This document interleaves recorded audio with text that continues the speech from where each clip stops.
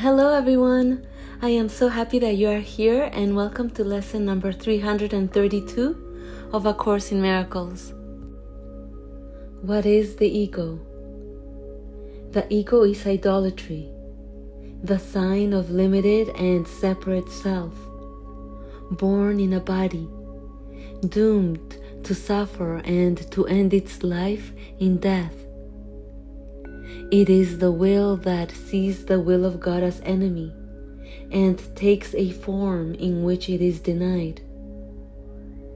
The ego is the proof that strength is weak and love is fearful. Life is really death, and what opposes God alone is true. The ego is insane. In fear, it stands beyond the everywhere, apart from all, in separation from the infinite. In its insanity, it thinks it has become a victor over God Himself. And in its terrible autonomy, it sees the will of God has been destroyed. It dreams of punishment and trembles at the figures in its dreams, its enemies who seek to murder it before it can ensure its safety by attacking them. The Son of God is egoless. What can he know of madness and the death of God when he abides in Him?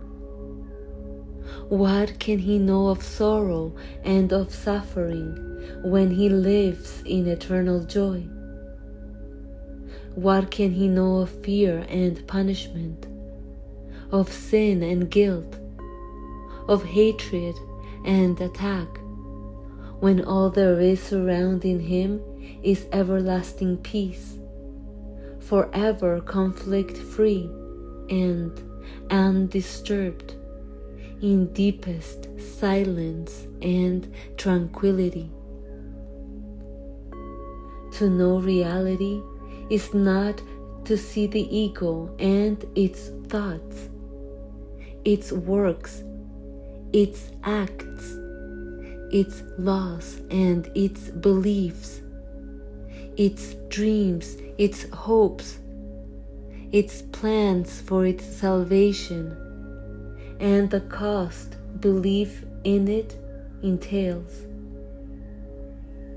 In suffering, the price for faith in it is so immense that crucifixion of the Son of God is offered daily at his darkened shrine, and blood must flow before the altar where its sickly followers prepare to die. Yet will one lily of forgiveness change the darkness into light, the altar to illusions, to the shrine of life itself, and peace will be restored forever to the holy minds which God created as His Son, His dwelling place, His joy, His love, completely His, completely one with Him. Lesson 332. Fear binds the world, forgiveness sets it free. The ego makes illusions. Truth undoes its evil dreams by shining them away. Truth never makes attack. It merely is, and by its presence is the mind recalled from fantasies, awakening to the real. Forgiveness bids this presence enter in and take its rightful place within the mind. Without forgiveness is the mind in chains, believing in its own futility. Yet with forgiveness does the light shine through the dream of darkness, offering it hope and giving it the means to realize the freedom that is its inheritance. We would not bind the world again today. Fear holds it prisoner, and yet your love has given us the means to set it free. Father, we would release it now, for as we offer freedom, it is given us, and we would not remain as prisoners while you are holding freedom out to us. Okay, that is lesson number 332 of A Course in Miracles. Fear binds the world. Forgiveness sets it free. Yes, fear, which arises from the thought, I am the mortal body, is the very idea that unconsciously imprisons all characters to the doership role in the play, while forgiveness, presence, sets it free from its illusory hold.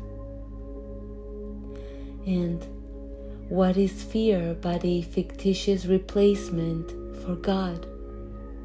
An impostor that convinces all characters that God is not present, and so it relies and trusts its own temporal, illusory intelligence to solve all its problems, taking matters into its own hands by defending its position, by attacking, manipulating, resenting, abusing, justifying, betraying, cheating, killing, etc., all in order to get its way, instead of consciously affirming as the eternal I am. And so the ego is afraid of letting go of control. It can't trust God to take care of all its needs, as if God has not been doing so. And so it continues to trust itself, often worsening its situation, hurting others, and ultimately hurting itself. And when storm clouds and thunder appear, it doubles down on its strategies, conjuring up more fantasies, more doing to solve its problems, perpetuating the vicious cycle of the time-bound mind, completely oblivious of the infinite intelligence that's present now. And so, ultimately, the ego is afraid to let go and let God. It can't do it. It won't abandon its management role.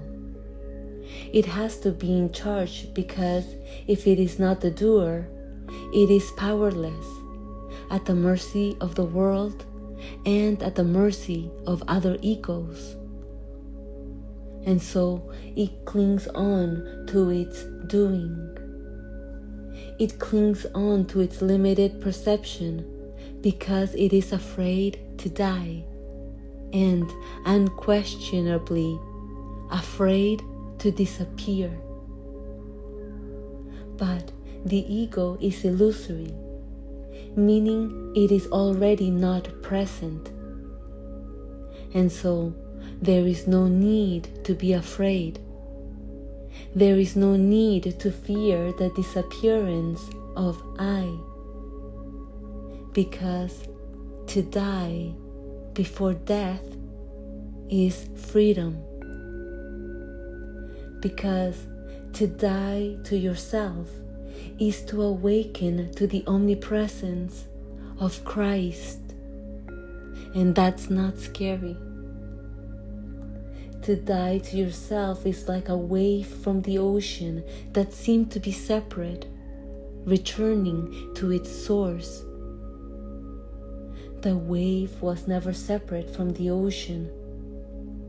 The wave appeared to have gone on a solo journey, but appearances are deceiving. And so, what's there to fear but the illusion of fear? And what can set illusions free but conscious presence, forgiveness? Because presence allows the illusory waves of the mind to settle down enough until nothing but peace dawns upon the mind, dissolving the illusory chains of doership that seem to hold it prisoner. And so, right now, I will use love's plan for salvation by practicing presence in order to overcome the fear of letting go, of not existing, and escape the illusion of myself. Because freedom is here and now. All I need to seemingly do is be free from thoughts until the mind reflects nothing but silence and stillness, seemingly meeting God halfway at the entrance of heaven's gate, until God takes the final step and swallows me within boundless space.